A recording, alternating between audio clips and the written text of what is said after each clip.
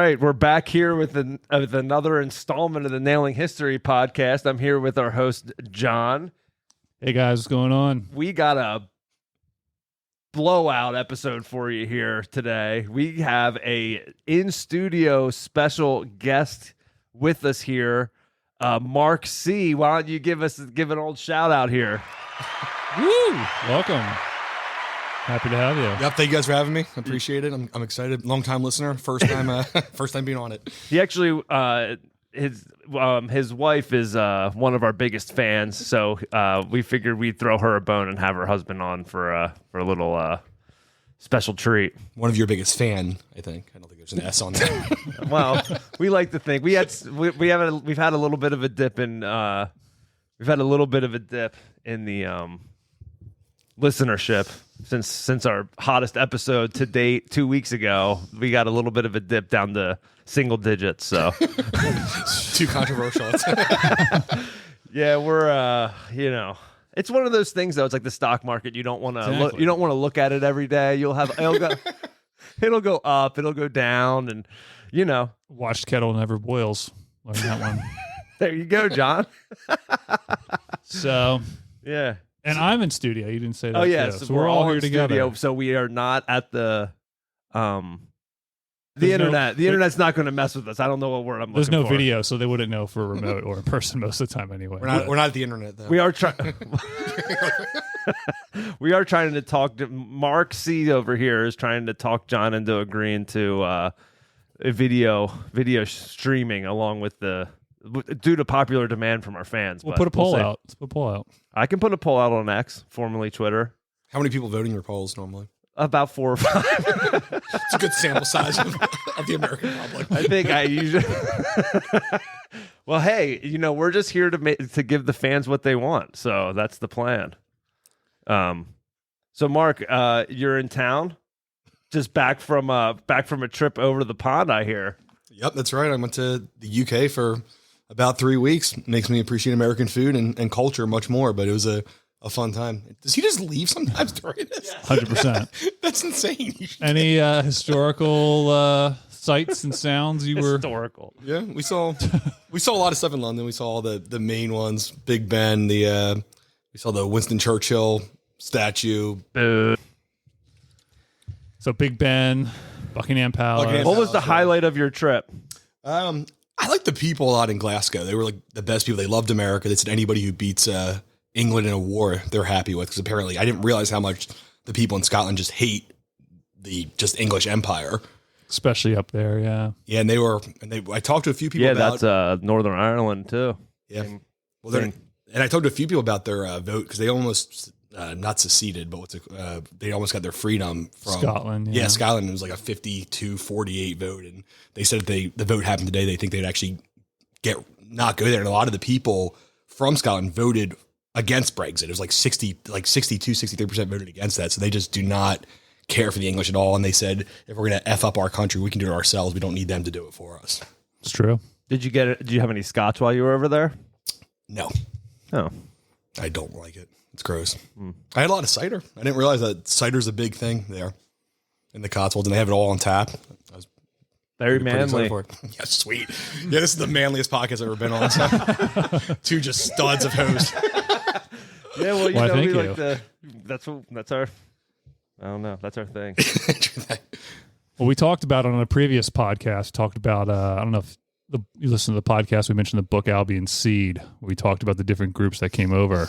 And so the whole Scots hating the English, it's a long history to that. A lot of them brought that over in the backcountry of Appalachia and North Carolina and Tennessee. I still wonder if Matt read even a single chapter of it after he bought the book. I read the introduction, and that was enough for me, Mark. This man, the introduction of this book, this man is talking about the history of history. Like, literally talking about how studying history has changed over the years. That's how the book opened up. You need to incentivize him and say, "I'll read that if you get better internet." Like you need to start saying you'll read stuff if he does things that make the podcast There you better. go. Now you're talking. If I read that, will you get better internet? No, just do 2 chapters for internet. You don't read the whole thing for internet. It's like a 1,000-page tome.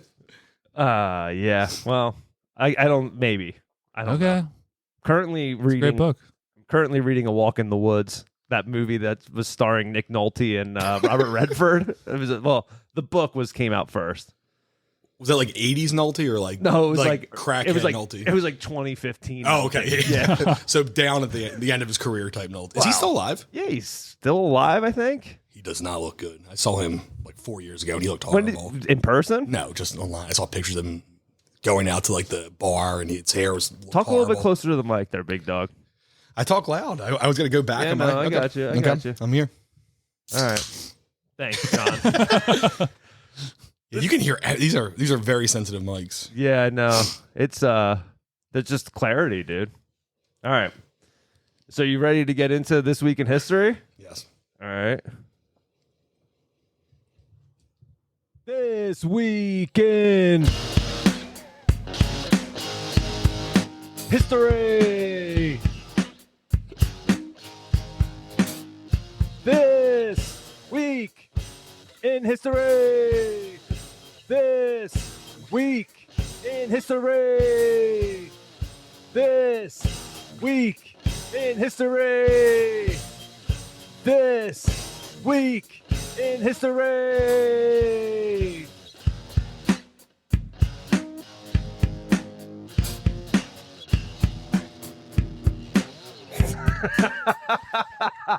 Did you play on the drum track too? Yes, I played the jump jack too. Is that the first time you were listening to it? Yeah, I never heard it so you didn't listen to last week's episode yet. This guy is unbelievable. I don't want to get in my head before the big show. I had a big one here. I don't want to get in my head. What'd you think, Mark? I did not care for that. I don't know. It's horrible.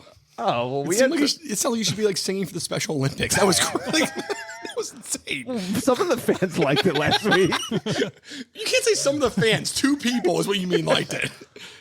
All right, guys. Are we flipping a coin? What are we doing I here? think we'll let the guest go first.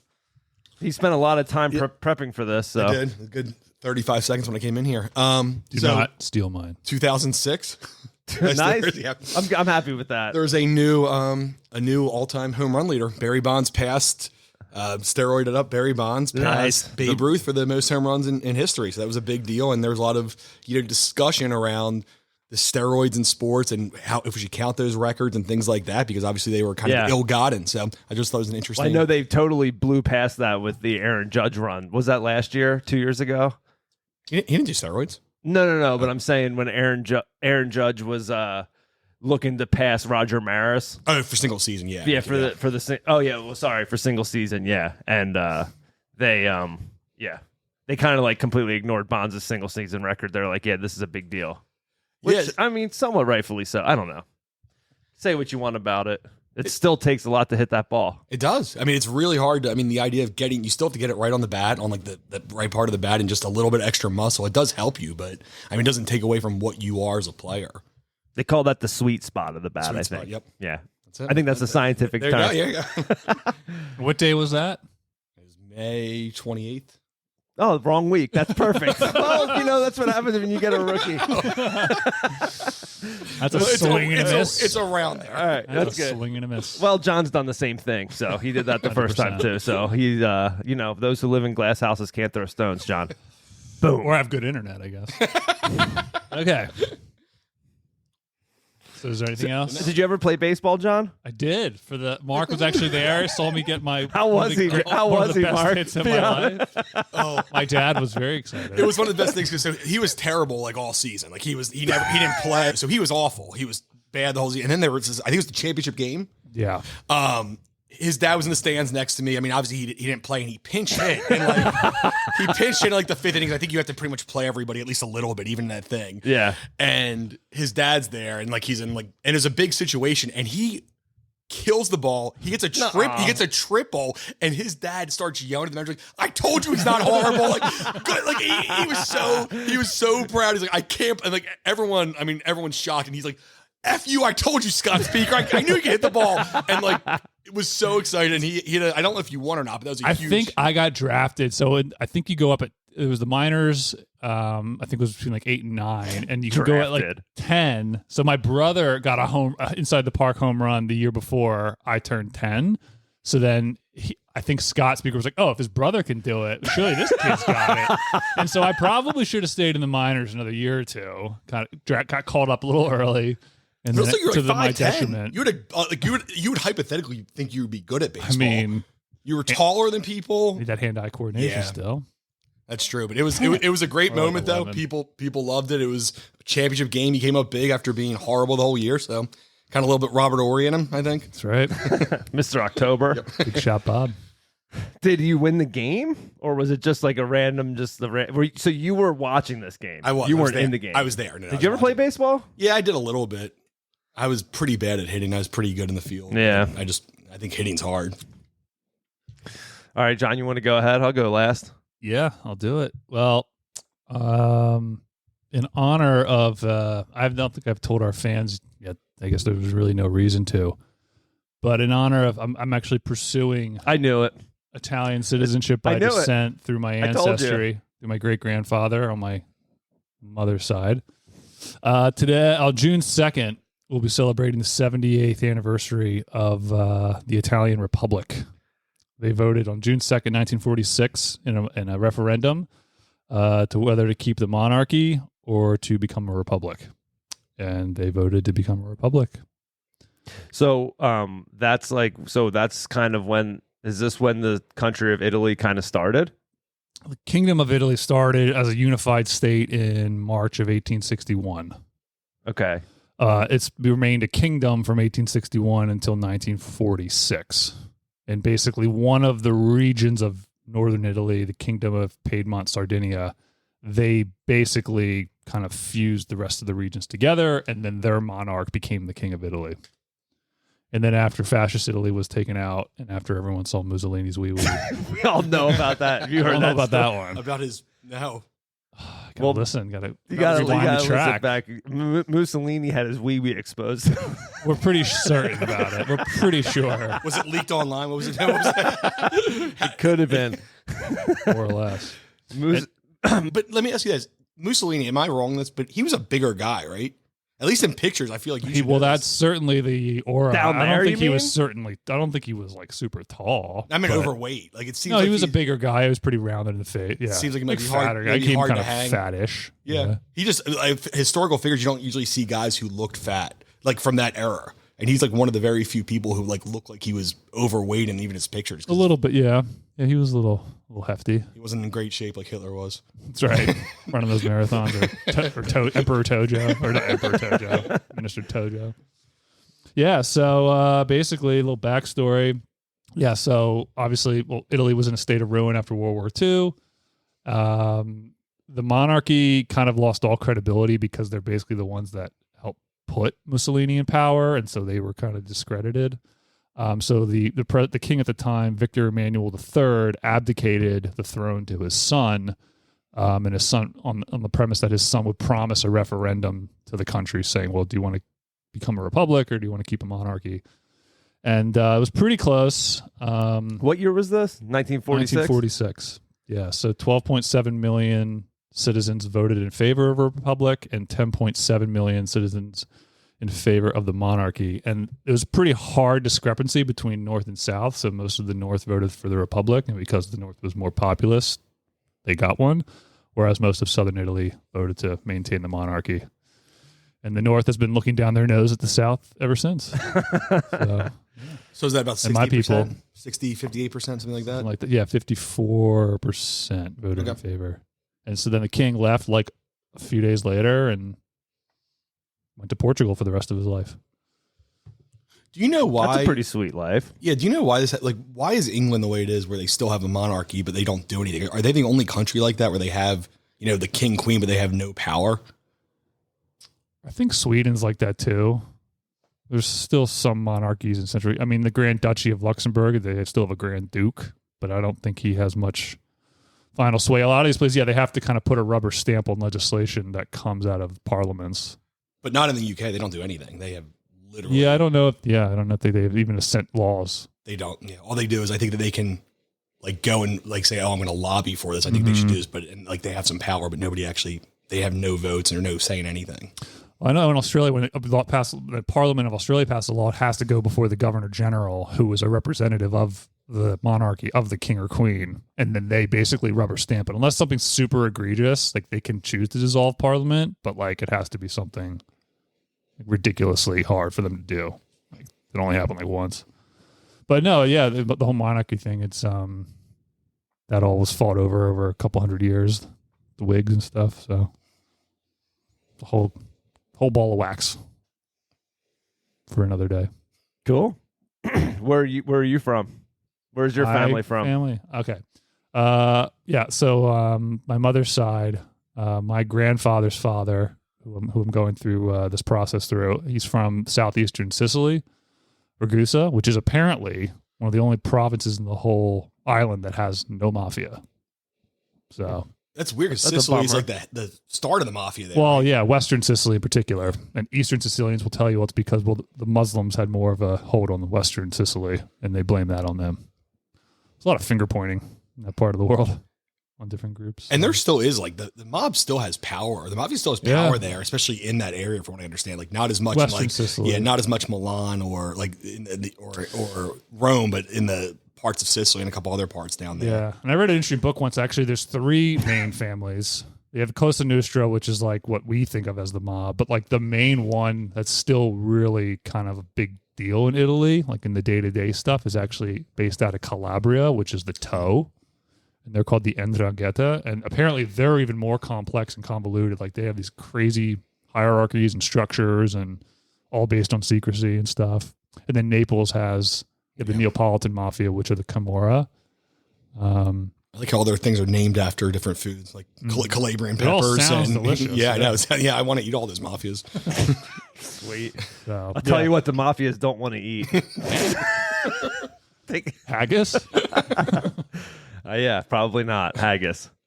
And then, so southeastern Sicily, and then my mother's family, they come from the town of Rosetto, which is in Puglia, the mountains of Puglia, which is in the middle of the leg of Italy. My mom told me that my grandmother was born right outside of Glasgow, where we were at. It's some town cool. I had not heard of. I heard Glasgow's pretty nice. It was cool. Was it expensive? No, it was the cheapest place. They actually compare it to Philadelphia. That's like their Philadelphia. It's like a lot of working class people. Not the nice people. Well, those people are a lot nicer. But like kind of dirty streets. Like they don't have the cool historical buildings that other places do, but there is a lot of history. Well, Philadelphia has the most historic buildings. John and I mean, not cool though. What? I don't know. Tadeusz Kajusko's house is pretty cool. We didn't go to that. Wasn't open yet, but. But they say, it's do you just know who Tadeusz Kajusko is? I don't know any of this conversation. Oh, this is such a shame. You need to listen to our podcast, learn something. I've listened to a few episodes. Once we get it on video, I will watch it way more. I love that. I love that while I'm working, kind of have it up on Facebook. How do you have time to watch if you're working? How do you have time to watch a video? I'm just on Facebook. I'm not actually watching it. I scroll by while I'm doing stuff. We don't have a Facebook. I use Facebook for work. Yeah, I know. Fair, yeah. You should have that on there. Facebook? It's so uncool. It's still the best advertising tool in America right now. It's the best way. What about X, formerly Twitter? No, you don't get as much ROI on that. I mean, it's still fine, but Facebook is still the place where most companies and most businesses advertise because you get the best bang for your buck, and you can target the best. Because if you want to get to go 18 to 24-year-old Mussolini fans, you can even do that. Amateur enthusiasts. I mean, that's what we're. I think amateur enthusiasts. I think of a different way to do that. Well, that's pretty interesting. So that's the start of how the government of Italy is today. Was 1946. The Republic, yeah. Became a republic in 1946. That's a big deal. Last time there was a republic in Italy was 27 BC when the Roman Republic fell to the Roman Empire. And we know what happened to the Roman Empire. Uh-huh. I wish I didn't, but I do. Oh, boy. All right. You good? My turn? Go for it. I'm going to take us back to a simpler time of 1997. Mark, I think you might be a fan of this. Is it fastball number 1 hit in the country? I wish. It's close. Do you remember the song Zoot Suit Riot? Oh yeah, Cherry Poppin Daddies. Cherry Poppin Daddies. Yeah, of course. I think I thought that was going to be #1 hit. I think I had a bet with you that it was going to be. Probably. Oh no, that was Brian Seltzer's orchestra. Yeah, you were. Yeah, well, you thought Brian Setzer was like going to be as good as them, and like that song really took off. So Zoot Suit Riot, 1997. Do you know what that's about? Do you know what Zoot Suit Riot's about? No, I was really caught up on their name in the band. Well, so it's funny. The Zoot Suit Riots was an actual thing that happened in America, in Los Angeles in 1943. So like what happened in during World War II, like when we're like pretty much after the bombing of Pearl Harbor, the government put a limitation on how much fabric you could use to make clothing. They wanted to keep everything for the war effort. And the Mexican American, mostly the Mexican American population in Los Angeles, like loved wearing zoot suits, which you know what zoot suits are. They're like just baggy, like silk. Yeah, like they wear them in the video, in the music video. I'm sure they do. Right. So there were like some bootleg tailors in LA, New York, and everything that were still making zoot suits, and these like young Mexican Americans people related like the zoot suit to like these people called pachucos, which are Mexican delinquents, basically, is what people like equated them to. Anyway, in May 31st, there was a lot in Los Angeles. There were a lot of military people like stationed around there, and they saw the zoot suit as being a lot of people think as an excuse to be racist. They said they would use people wearing zoot suits as being unpatriotic because they were taking away from the war effort. Right. So anyway, so the technically like the armed forces stationed in LA had a particularly maybe an excuse to like be racist to these people or whatever. Yeah. So like in May 31st, there was a clash between uniformed servicemen and these pachucos that were wearing zoot suits. And one of some military guy got beat up. And then as a retaliation on June 3rd, 1943, like 50 servicemen like came out, like sailors came out with like bats and just started like beating up everybody that was wearing zoot suits, or like they were cutting like they had like their famous hair was like ducktail haircuts, and they would like come and cut their hair off and like just being like completely radical and like roaming through the towns, like creating mayhem. And it was like I said, it was mostly servicemen. Taxi drivers would give free rides to servicemen to this area to like contribute to these riots. Crap out of these people wearing these suits. Yeah, that's it was nuts. Classy. Yeah, so like, so it went on until June 8th, and the way that it ended was the U.S. military personnel were barred from leaving the barracks, and then the next. And then the next day, Los Angeles City Council issued a ban on zoot suits the following day. So who would have thought that a little fashion statement would have created such a stir? Such a great song. And such a great song. So then 53 years later, or 54 years later, a great song. Like I would have never thought that the Zoot Suit Riots was an actual thing. And then when you listen to the lyrics, so I was like, oh man, I felt like that was weird. Like, are they just using the phrase and whatever? But they are singing about the Zoot Suit Riots. The song, it's like one of the lyrics is, "Who's that whispering in the trees?" It's just, oh yeah, it's two sailors and they're on leave. Also, don't forget Weird Al did a. I was just going to bring that up too.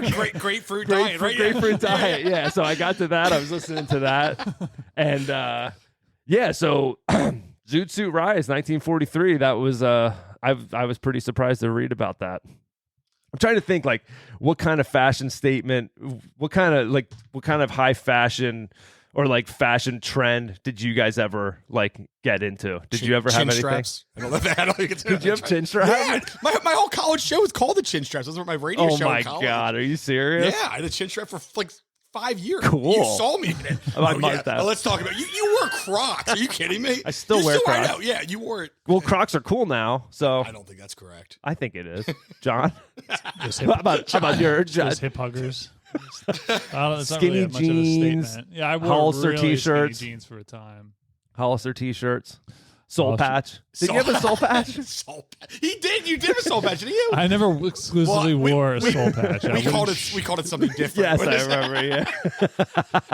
Not suitable for airwaves. I pretty much hit like most of the dumb fashion things. Did you ever dye your hair like the beach blonde? No, I was never allowed to dye my hair. You ever John, No. earring? I had I got my ears pierced when I was 18, and I took them. It looked so Cool. yeah. I took them out the same day and never wore like that was it, and that was painful because like it still hurts after you get your ears pierced. Like it hurts to like it's very your earlobes are very irritated, and I'm like I got to take these out. I look ridiculous. I just who cares that much. That's the thing But it's still what gets to me about fashion is like I just don't care. Well, no, we know. Well aware. You sit in your apartment. Oh. Hey, so I know we're only supposed to bring one story up, but like I'll just ask you if you guys have ever heard of this. In my research, I was going to use this, but I wanted to be a little bit more like historical.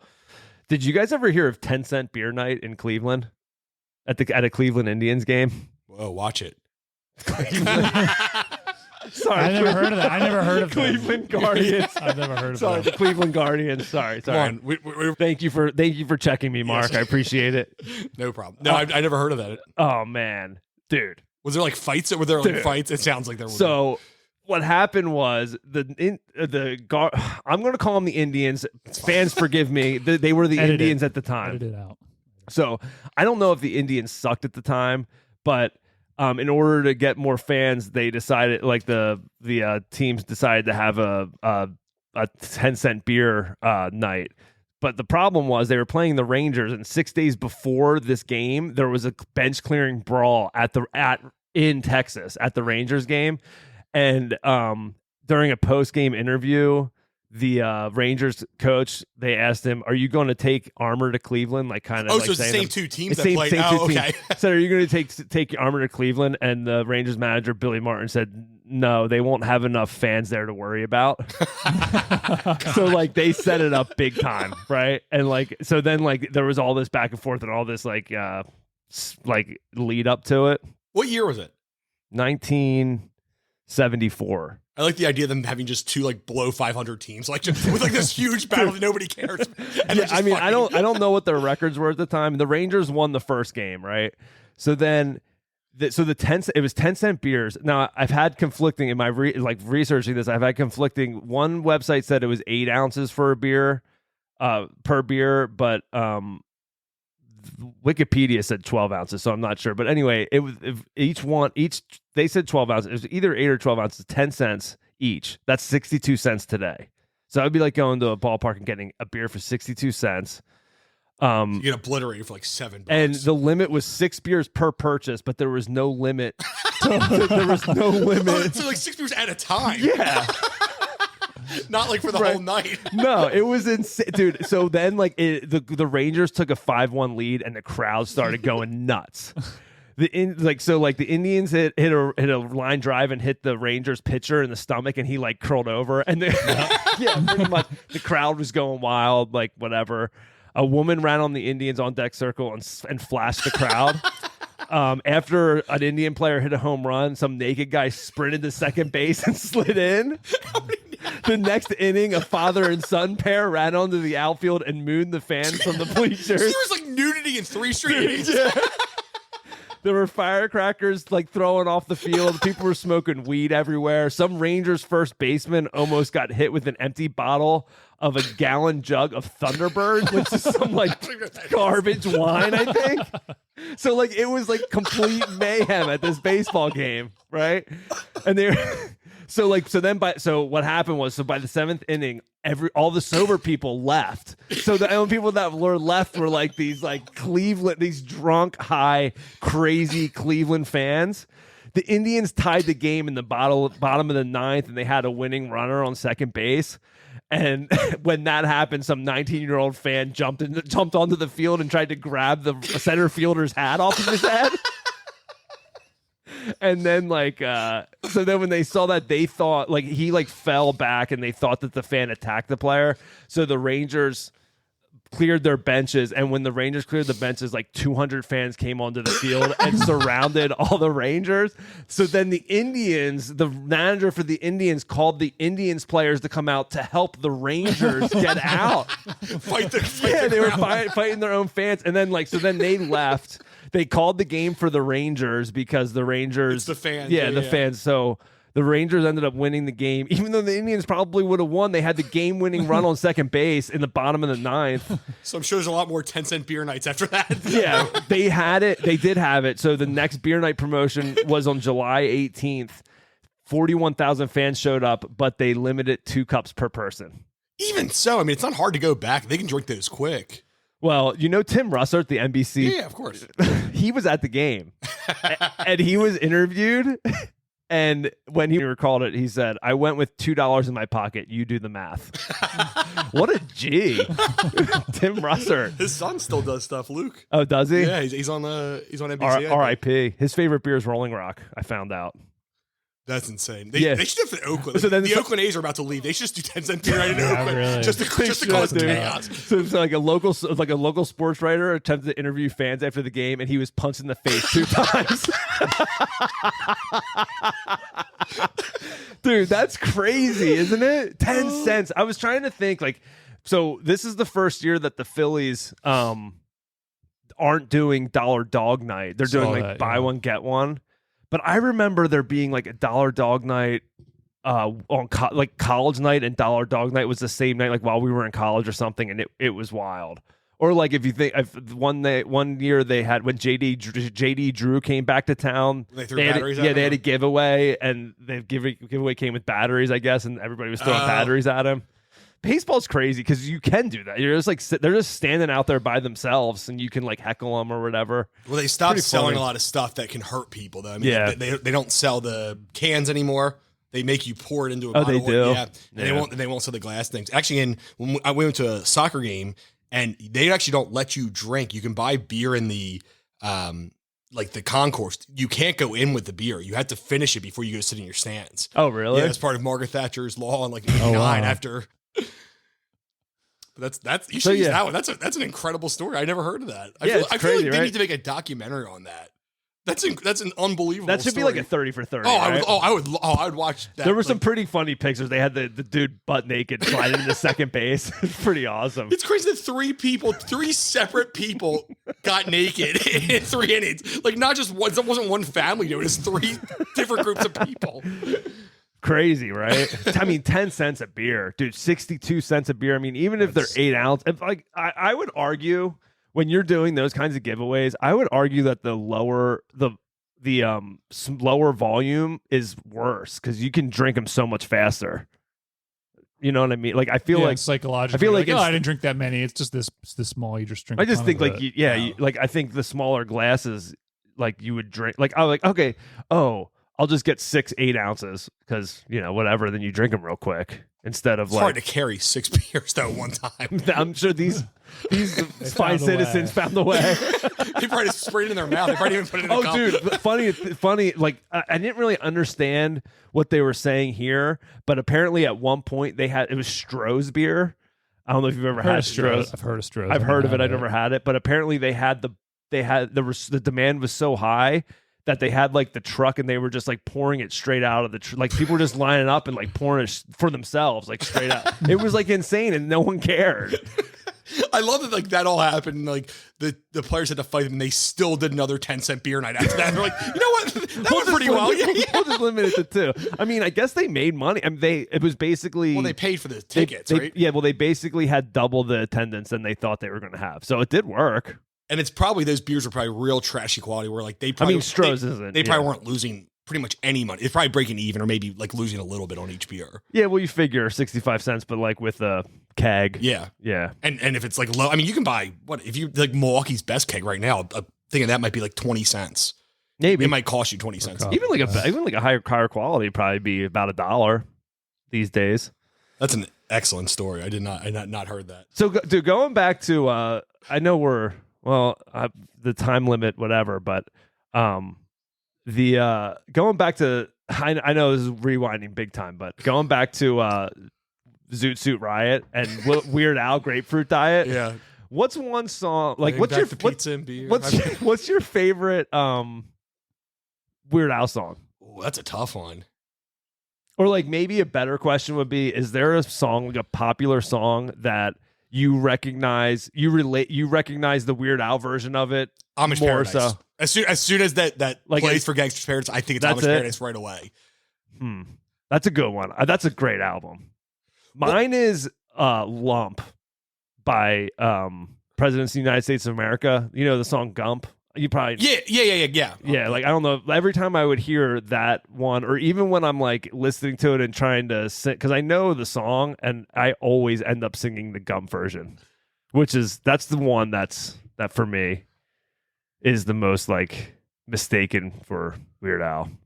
What was his most clever? I mean, I know he had a bunch of hits, but what was his like most clever song? I really like that Star Wars one. I thought that was so good. Which one was the that? Saga Begins, the Don McLean. Oh, American Pie one. Yeah.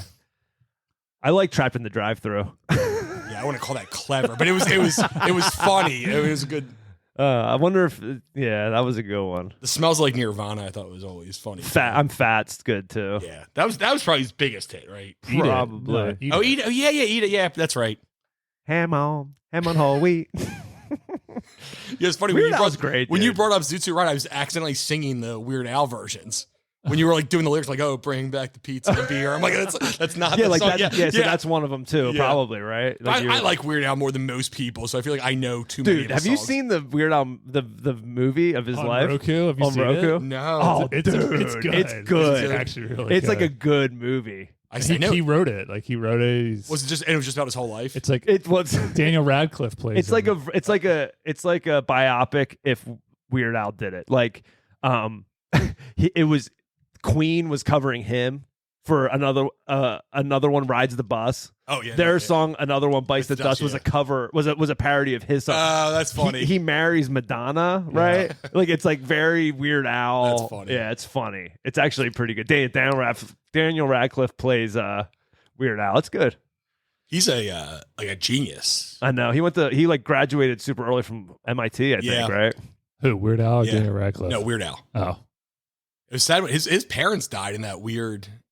They died of carbon Yeah, monoxide. carbon monoxide poisoning. that was Yeah. weird. When he was, I don't know how old he was. It was pretty recent. It was like 7 or 8 years ago. Oh, really? Yeah. Oh, okay. You saw him live, right? Saw him live a couple times. I would go see him He live. dressed up for the song, so he wore the fat suit. Like Yeah. it was a cool experience. That would be fun, dude. I'd go see him. My mom. This is my first concert. My mom took me. Really? Yeah. All right. Well, I guess that's about has it for this special episode with our first in studio guest, Mark C. I appreciate you coming in to sit in on us here. Hope you had fun. Yeah, glad to talk about Firefest. I mean, I'm always That excited didn't to do happen that. yet. Yeah, this is the end of the episode. The end of the episode before we Oh, started. I was in the second episode. You made it There so was a little bit of a teaser. I'm going to leave that in for fun. There's a little bit of a teaser for something we pretty recorded. clear you made the end of the second episode. No, okay. Well, hey, Mark, I appreciate you coming in and livening up the show, sharing a story with us, a This Week in History story, and giving us some insight in John's baseball skills. I really appreciate that. Yep, no problem. Thanks for having me on, guys. Yeah, I hope you had a fun Pleasure. time. Yep. All right. See you guys.